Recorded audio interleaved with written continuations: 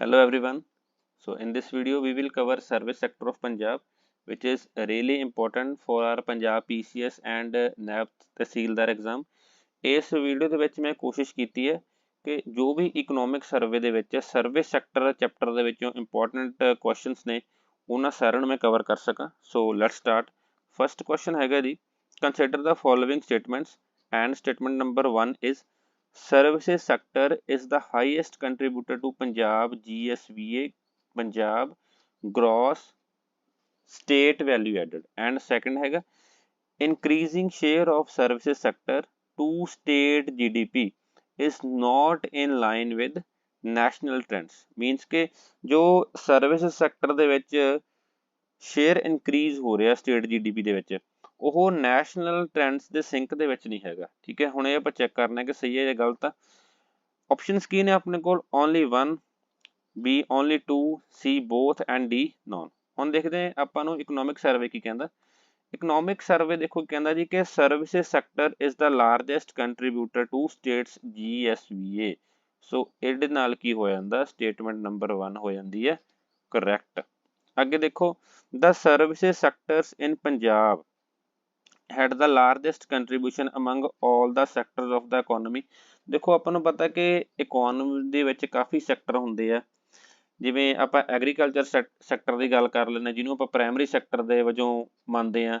ਇਸ ਤੋਂ ਇਲਾਵਾ ਸੈਕੰਡਰੀ ਸੈਕਟਰ ਆ ਜਾਂਦਾ ਜਿਹਦੇ ਵਿੱਚ ਇੰਡਸਟਰੀਜ਼ ਵਗੈਰਾ ਆ ਜਾਂਦੀਆਂ ਨੇ, ਐਂਡ ਥਰਡਲੀ ਸਰਵਿਸਿਜ਼ ਸੈਕਟਰ ਆ ਜਾਂਦਾ। ਸੋ ਉਹਨਾਂ ਸਾਰਿਆਂ ਦੇ ਵਿੱਚ ਸਰਵਿਸ ਸੈਕਟਰ ਦਾ ਪੰਜਾਬ ਦੀ ਜੋ ਇਕੋਨਮੀ ਆ ਉਹਦੇ ਵਿੱਚ ਲਾਰਜੈਸਟ ਕੰਟਰੀਬਿਊਸ਼ਨ ਹੈਗਾ। ਨਾਓ ਅੱਗੇ, share of services in states GSVA gross state value added has witnessed a rise। ਦੇਖੋ ਜੀ, ਜੋ ਸਰਵਿਸਿਜ਼ ਦਾ ਸ਼ੇਅਰ ਹੈਗਾ ਉਹ ਸਟੇਟ ਦੀ ਗ੍ਰੋਸ ਵੈਲਿਊ ਐਡਡ ਦੇ ਵਿੱਚ ਇਨਕਰੀਜ਼ ਹੋ ਰਿਹਾ, which is in line with trend at national level. It means ਕਿ ਨੈਸ਼ਨਲ ਲੈਵਲ ਤੇ ਵੀ ਇਸ ਤਰ੍ਹਾਂ ਹੋ ਰਿਹਾ। So it makes second statement wrong. So ਆਪਣੇ ਕੋਲੇ ਰਾਈਟ ਆਂਸਰ ਕੀ ਹੋ ਜਾਂਦਾ? A only 1। ਇਸ ਤੋਂ ਇਲਾਵਾ ਆਪਾਂ ਰੈਸਟ ਆਫ ਦਾ ਥਿੰਗਸ ਵੀ ਦੇਖਣ ਦੀ ਕੋਸ਼ਿਸ਼ ਕਰਦੇ ਹਾਂ। ਦੇਖੋ ਇਕਨੋਮਿਕ ਸਰਵੇ ਕੀ ਕਹਿ ਰਿਹਾ ਆਪਾਂ ਨੂੰ, ਇਨ 2022-23 ਜੋ ਐਡਵਾਂਸਡ ਐਸਟੀਮੇਟਸ ਨੇ ਉਹਨਾਂ ਦੇ ਅਕੋਰਡਿੰਗ ਜੋ ਪੰਜਾਬ ਦੀ ਗ੍ਰੋਸ ਵੈਲਿਊ ਐਡਡ ਆ ਉਹਦੇ ਵਿੱਚ ਸਰਵਿਸਿਜ਼ ਸੈਕਟਰ ਦੀ ਜੋ ਕੰਟਰੀਬਿਊਸ਼ਨ ਆ that is 45.9%, which has grown from 43.8%। It means ਕਿ ਜੋ 2011-12 ਦੇ ਵਿੱਚ ਇਹ share 43.8% C, it has now increased to 45.9%। now when we talk about all India level, so at all India level the figures are higher than that of Punjab। ਠੀਕ ਹੈ ਜੀ, ਕਿ ਜੋ ਇੰਡੀਆ ਲੈਵਲ ਤੇ ਫਿਗਰਸ ਨੇ ਉਹ ਪੰਜਾਬ ਨਾਲੋਂ ਵੀ ਕਿਤੇ ਜ਼ਿਆਦਾ ਨੇ। So at national level value addition from service sector stood at 53.4%। ਦੇਖੋ ਆਪਾਂ ਨੂੰ ਪਤਾ ਹੈ ਕਿ ਸਰਵਿਸ ਸੈਕਟਰ ਦਾ ਪੰਜਾਬ ਦੀ ਇਕੋਨਮੀ ਦੇ ਵਿੱਚ ਸਾਰਿਆਂ ਨਾਲੋਂ ਹਾਈਐਸਟ ਕੰਟਰੀਬਿਊਸ਼ਨ ਹੈਗਾ, ਲੇਕਿਨ ਇਹ ਕੰਟਰੀਬਿਊਸ਼ਨ ਹਜੇ ਵੀ ਜੋ ਨੈਸ਼ਨਲ ਲੈਵਲ ਦੇ ਕੰਟਰੀਬਿਊਸ਼ਨ ਹੈਗੀ ਹੈ ਸਰਵਿਸ ਸੈਕਟਰ ਦੀ ਉਹਦੇ ਨਾਲੋਂ ਘੱਟ ਆ। ਸਰਵਿਸ ਸੈਕਟਰ 53.4% ਕੰਟਰੀਬਿਊਟ ਕਰ ਰਿਹਾ ਨੈਸ਼ਨਲ ਲੈਵਲ ਤੇ, and where as in Punjab ਇਹ ਕਿੰਨਾ ਕੰਟਰੀਬਿਊਟ ਕਰ ਰਿਹਾ? 45.9%। Now we move to second question.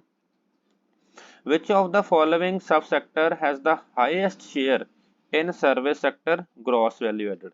ਦੇਖੋ ਸਬ ਸੈਕਟਰ ਜੋ ਇਹਨਾਂ ਨੇ ਵਰਡ ਦਿੱਤਾ ਹੋਇਆ that is important ਕਿ ਜੋ ਸਰਵਿਸ ਸੈਕਟਰ ਦੇ ਵਿੱਚ ਅੱਗੇ ਸਬ ਸੈਕਟਰ ਆ ਉਹਨਾਂ ਦੇ ਵਿੱਚੋਂ ਕਿਹਦਾ ਹਾਈਐਸਟ ਸ਼ੇਅਰ ਹੈਗਾ। ਦੇਖੋ A option is trade, repair, hotels and restaurants, B is public administration, C is financial services and D is others। now let's see, ਹੁਣ ਆਪਾਂ ਇਕਨੋਮਿਕ ਸਰਵੇ ਚ ਦੇਖਣ ਦੀ ਕੋਸ਼ਿਸ਼ ਕਰਦੇ ਹਾਂ ਇਕਨੋਮਿਕ ਸਰਵੇ ਕੀ ਕਹਿ ਰਿਹਾ ਆਪਾਂ ਨੂੰ।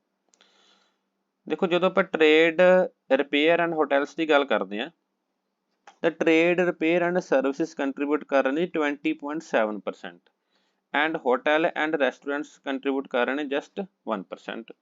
ਨਾਓ ਜਦੋਂ ਆਪਾਂ ਟਰਾਂਸਪੋਰਟ ਸੈਕਟਰ ਦੀ ਗੱਲ ਕਰਦੇ ਹਾਂ ਤਾਂ it's contributing 11.7%, and transport sector ਦੇ ਵੀ ਜਦੋਂ ਆਪਾਂ ਸਬ ਸੈਕਟਰ ਦੇਖਦੇ ਹਾਂ ਤਾਂ ਇਹਨਾਂ ਦੇ ਵਿੱਚ ਰੇਲਵੇ ਕੰਟਰੀਬਿਊਟ ਕਰ ਰਿਹਾ 1.2%, ਰੋਡ ਟਰਾਂਸਪੋਰਟ ਕੰਟਰੀਬਿਊਟ ਕਰ ਰਿਹਾ 4.7%। ਦੇਖੋ ਇੱਥੇ ਇਹ ਗੱਲ ਧਿਆਨ ਰੱਖਣੀ ਹੈ, ਟਰਾਂਸਪੋਰਟ ਸੈਕਟਰ ਦੇ ਵਿੱਚ ਹਾਈਐਸਟ ਕੰਟਰੀਬਿਊਸ਼ਨ ਕਿਹਦੀ ਹੈ?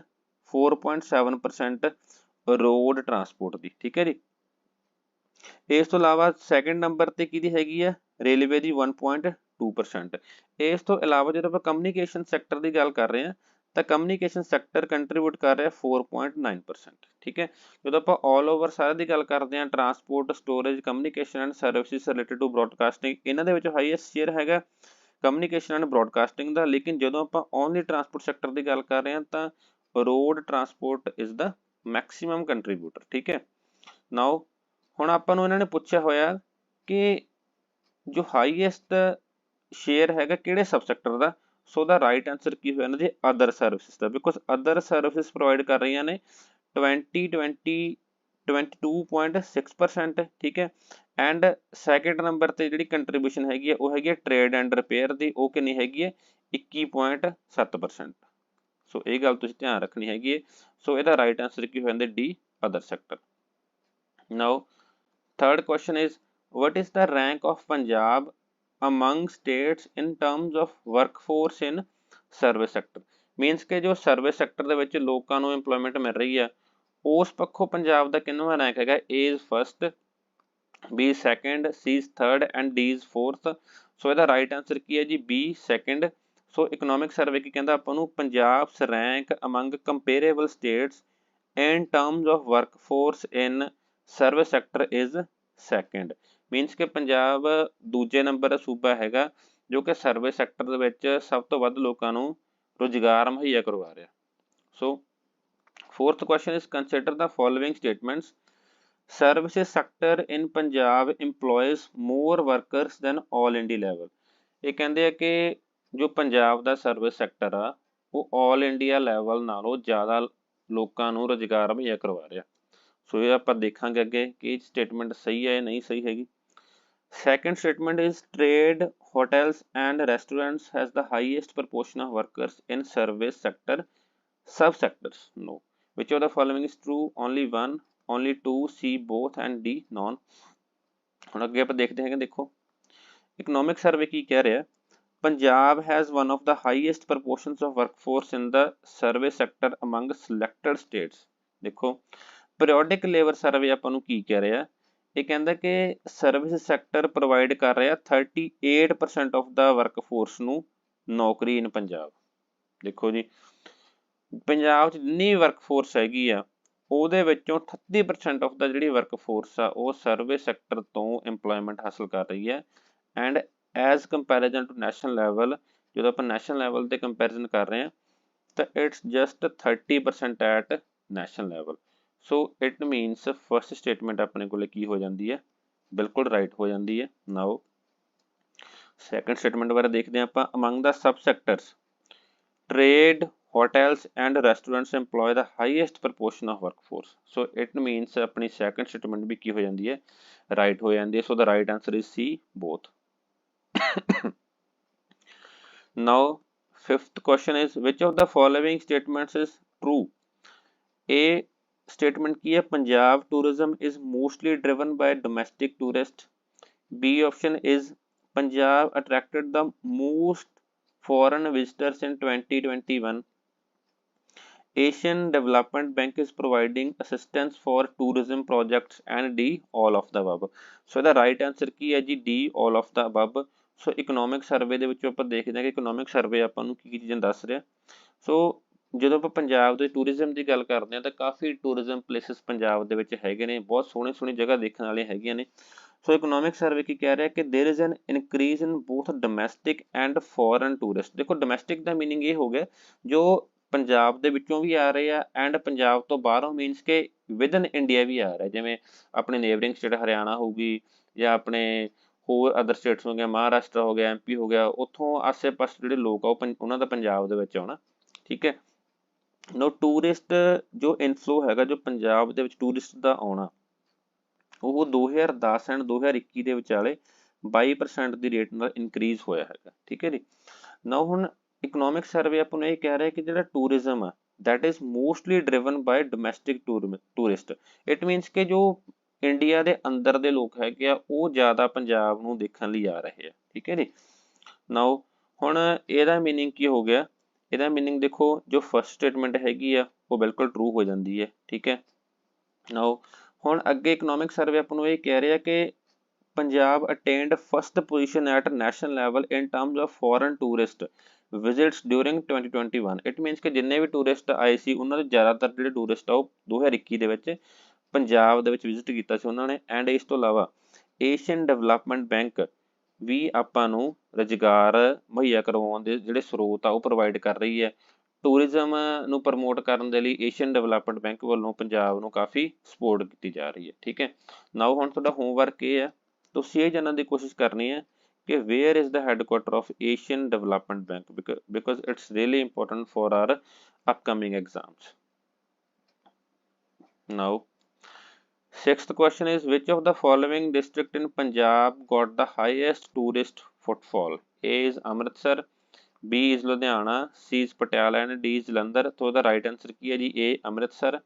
ਸੋ ਅੰਮ੍ਰਿਤ ਇਕਨੋਮਿਕ ਸਰਵੇ ਆਪਾਂ ਨੂੰ ਕੀ ਕਹਿ ਰਿਹਾ, Amritsar accounts for more than half of total tourist footfall in states। ਜੇਕਰ ਪੰਜਾਬ 'ਚ 100 ਬੰਦੇ ਆ ਰਹੇ ਆ ਤਾਂ 50 ਤੋਂ ਜ਼ਿਆਦਾ ਬੰਦੇ ਅੰਮ੍ਰਿਤਸਰ ਦੇ ਵਿੱਚ ਆ ਰਹੇ ਆ। ਐਂਡ ਉਹ ਆਪਾਂ ਨੂੰ ਰੀਜ਼ਨ ਵੀ ਪਤਾ ਕਿਉਂ ਆ ਰਿਹਾ, ਬਿਕੋਜ਼ ਜੋ ਸਾਡੇ ਸਿੱਖਾਂ ਦਾ ਸਭ ਤੋਂ ਮਹੱਤਵਪੂਰਨ ਸਥਾਨ ਆ ਗੋਲਡਨ ਟੈਂਪਲ ਆ, ਉਹ ਇੱਥੇ ਲੋਕੇਟਡ ਹੈਗਾ। ਠੀਕ ਹੈ ਜੀ, ਸੋ ਇਸ ਤੋਂ ਇਲਾਵਾ ਵੀ ਬਹੁਤ ਸਾਰੀਆਂ ਜਗ੍ਹਾਵਾਂ ਜੋ ਅੰਮ੍ਰਿਤਸਰ ਦੇਖਣ ਨੂੰ ਹੈਗੀਆਂ, ਜਿਵੇਂ ਜਲਿਆਂਵਾਲਾ ਬਾਗ ਹੋ ਗਿਆ। ਠੀਕ ਹੈ ਜੀ, ਹੁਣ ਜਲਿਆਂਵਾਲੇ ਬਾਗ ਬਾਰੇ ਜਾਣਨ ਦੀ ਤੁਸੀਂ ਕੋਸ਼ਿਸ਼ ਕਰਨੀ ਹੈਗੀ ਹੈ ਕਿ ਜਲਿਆਂਵਾਲੇ ਬਾਗ ਦਾ ਆਪਣੇ ਇੰਡੀਆ ਦੀ ਜੋ ਫਰੀडम ਸਟਰਗਲ ਆ ਉਹਦੇ ਵਿੱਚ ਕੀ ਯੋਗਦਾਨ ਰਿਹਾ। ਠੀਕ ਹੈ ਨਾ, ਬਿਕੋਜ਼ ਇਹਦੇ ਨਾਲ ਰਿਲੇਟਡ ਕੁਐਸਚਨਸ ਤੁਹਾਨੂੰ ਪੇਪਰ 'ਚ ਪੁੱਛੇ ਜਾ ਸਕਦੇ ਆ। ਸੋ ਇਸ ਤੋਂ ਇਲਾਵਾ ਵਾਹਗਾ ਬਾਰਡਰ ਸੈਰਮਨੀ ਜਿਹੜੀ ਹੈਗੀ ਹੈ ਇਹਨੂੰ ਦੇਖਣ ਵਾਸਤੇ ਬਹੁਤ ਆਸੇ-ਪਾਸੇ ਤੋਂ ਲੋਕ ਆਉਂਦੇ ਹੈਗੇ ਆ। ਇਸ ਤੋਂ ਇਲਾਵਾ Amritsar is also one of the 12 cities in India which have been included under Hriday scheme.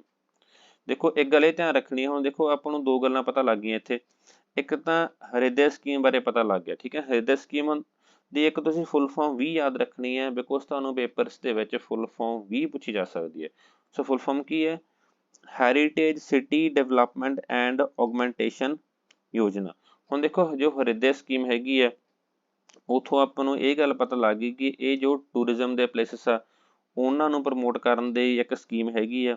And ਇੱਕ ਗੱਲ ਇਹ ਵੀ ਪਤਾ ਲੱਗ ਗਈ ਆਪਾਂ ਨੂੰ ਕਿ ਇਸ ਸਕੀਮ ਦੇ under total 12 cities through out India select ਕੀਤੀਆਂ ਗਈਆਂ ਨੇ। ਠੀਕ ਹੈ, ਹੁਣ ਦੇਖੋ ਕਾਫੀ ਪੇਪਰਸ ਦੇ ਵਿੱਚ ਇਸ ਤਰ੍ਹਾਂ ਦੇ ਕੁਐਸਚਨ ਵੀ ਪੁੱਛੇ ਜਾਂਦੇ ਆ, ਪੀਪੀਐਸਸੀ ਖਾਸ ਕਰਕੇ ਇਸ ਤਰ੍ਹਾਂ ਦੇ ਕੁਐਸਚਨ ਜ਼ਰੂਰ ਪੁੱਛਦੀ ਹੈਗੀ ਹੈ। ਤੁਹਾਨੂੰ ਕਿਸੇ ਸਕੀਮ ਦੀ ਦੇਖੋ ਜਿਵੇਂ ਹਰਿਦੈ ਸਕੀਮ ਦੇਤੀ, ਠੀਕ ਹੈ, ਜਿਵੇਂ ਤੁਹਾਨੂੰ ਹੈਰੀਟੇਜ ਸਿਟੀ ਡਿਵੈਲਪਮੈਂਟ ਐਂਡ ਔਗਮੈਂਟੇਸ਼ਨ ਯੋਜਨਾ ਇਸ ਤਰ੍ਹਾਂ ਕਰਕੇ ਉਹ ਤੁਹਾਨੂੰ ਕੁਐਸਚਨ ਪੁੱਛਣਗੇ, ਤੁਸੀਂ ਈਜ਼ਲੀ ਜੱਜ ਕਰ ਲਓਗੇ ਕਿ ਇਹ ਸਕੀਮ ਟੂਰਿਜ਼ਮ ਨਾਲ ਰਿਲੇਟਡ ਹੈਗੀ ਹੈ।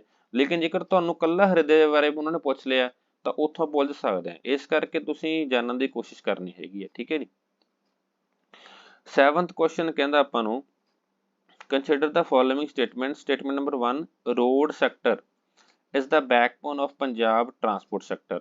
okay, ਇਹ ਆਪਾਂ ਦੇਖਦੇ ਹਾਂ ਇਹ ਸਹੀ ਹੈ ਜਾਂ ਗਲਤ ਆ। Punjab has the highest road density per 100 square kilometer in the country। which of the following is true? only 1, only 2, C both and D none। ਹੁਣ ਦੇਖੋ ਜੀ ਇਕਨੋਮਿਕ ਸਰਵੇ ਆਪਾਂ ਨੂੰ ਕੀ ਕਹਿ ਰਿਹਾ, the transport sector in Punjab is largely driven by road transport। ਇਹ ਪਹਿਲਾਂ ਵੀ ਦੇਖ ਚੁੱਕੇ ਆਪਾਂ। ਠੀਕ ਹੈ ਨਾ, road transport ਦਾ ਪੰਜਾਬ ਦੇ ਵਿੱਚ ਫਸਟ ਨੰਬਰ ਹੈਗਾ। ਐਂਡ ਇਹ ਫੋਲੋ ਇਸ ਤੋਂ ਬਾਅਦ ਕੌਣ ਫੋਲੋ ਕਰ ਰਿਹਾ ਇਹਨੂੰ, ਰੋਡ ਸੈਕਟਰ। ਰੋਡ ਸੈਕਟਰ ਦਾ ਹੈਗਾ 2 ਨੰਬਰ। ਠੀਕ ਹੈ, ਇਹ ਵੀ ਯਾਦ ਰੱਖਣਾ ਹੈਗਾ ਤੁਸੀਂ। ਨਾਓ ਇਸ ਤੋਂ ਇਲਾਵਾ ਜਦੋਂ ਆਪਾਂ ਦੇਖਣ ਦੀ ਕੋਸ਼ਿਸ਼ ਕਰਦੇ ਹਾਂ, road transport on N average accounted for nearly 75। Nearly ਦੇਖੋ ਜਦੋਂ ਵੀ ਆਪਾਂ ਟਰਾਂਸਪੋਰਟ ਸੈਕਟਰ ਦੀ ਗੱਲ ਕਰਦੇ ਹਾਂ ਤਾਂ 75% ਆਫ ਦਾ ਵੈਲਿਊ ਐਡ ਕੌਣ ਕਰ ਰਿਹਾ, ਰੋਡ ਸੈਕਟਰ ਕਰ ਰਿਹਾ। ਇਸ ਤੋਂ ਇਲਾਵਾ ਕੁਛ ਹੋਰ ਜਿਹੜੇ ਪੁਆਇੰਟ ਆ ਉਹ ਵੀ ਆਪਾਂ ਧਿਆਨ ਰੱਖਣੇ ਆ ਕਿ the contribution of air transport to gross value added from transport sector has witnessed a rise। ਆਹ ਸਟੇਟਮੈਂਟ ਆਪਣੇ ਪੰਜਾਬ ਪੀਸੀਐਸ ਲਈ ਬਹੁਤ ਇੰਪੋਰਟੈਂਟ ਹੈਗੀ ਹੈ ਕਿ 에ਅਰ ਟਰਾਂਸਪੋਰਟ ਦੇ ਵੱਲੋਂ ਜੋ ਗ੍ਰੋਸ ਵੈਲਿਊ ਐਡ ਹੋ ਰਹੀ ਹੈ ਇਟਸ ਇਨਕਰੀਜ਼ ਹੋ ਰਹੀ ਹੈ।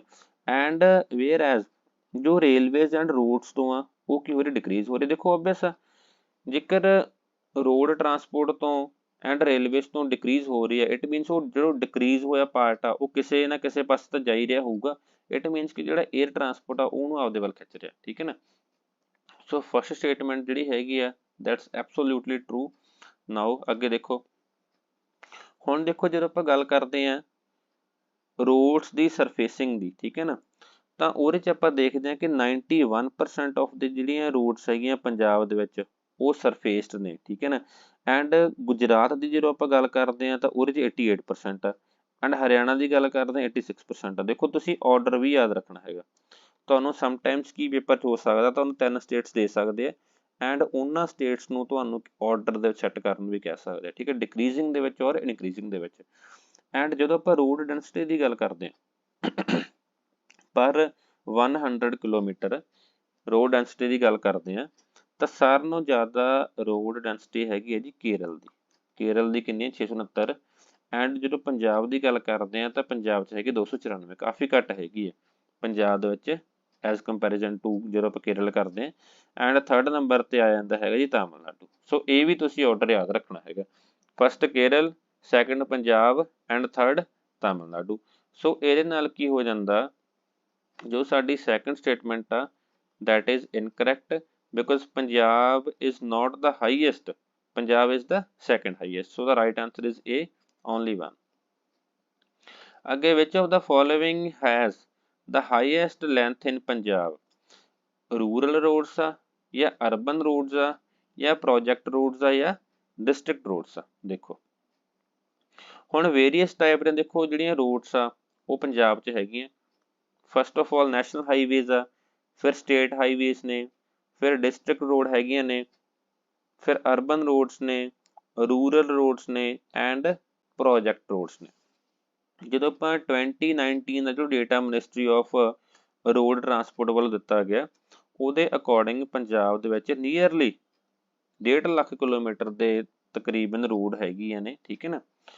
ਸੋ ਹੁਣ ਇੱਕ ਗੱਲ ਹੋਰ ਆਪਾਂ ਦੇਖਣ ਦੀ ਕੋਸ਼ਿਸ਼ ਕਰਦੇ ਹਾਂ, ਜਦੋਂ ਆਪਾਂ 2018 ਦੀ ਗੱਲ ਕਰਦੇ ਹਾਂ ਨੈਸ਼ਨਲ ਹਾਈਵੇ ਸੀਗੇ 3269 ਐਂਡ 2019 ਦੇ ਵਿੱਚ ਇਹ ਕੀ ਹੋਇਆ, ਇਨਕਰੀਜ਼ ਹੋਇਆ, ਨੈਸ਼ਨਲ ਹਾਈਵੇਜ਼ ਇਨਕਰੀਜ਼ ਹੋਏ ਨੇ, ਸਟੇਟ ਹਾਈਵੇਜ਼ ਵੀ ਇਨਕਰੀਜ਼ ਹੋਏ ਨੇ, ਡਿਸਟ੍ਰਿਕਟ ਰੋਡ ਕੀ ਹੋਈਆਂ ਨੇ, ਡਿਕਰੀਜ਼ ਹੋਈਆਂ ਨੇ। ਇਸ ਤਰ੍ਹਾਂ ਦੇਖੋ ਜਿਹੜੇ ਟ੍ਰੈਂਡਸ ਆ ਇਹ ਵੀ ਤੁਸੀਂ ਧਿਆਨ 'ਚ ਰੱਖਣੇ ਆ।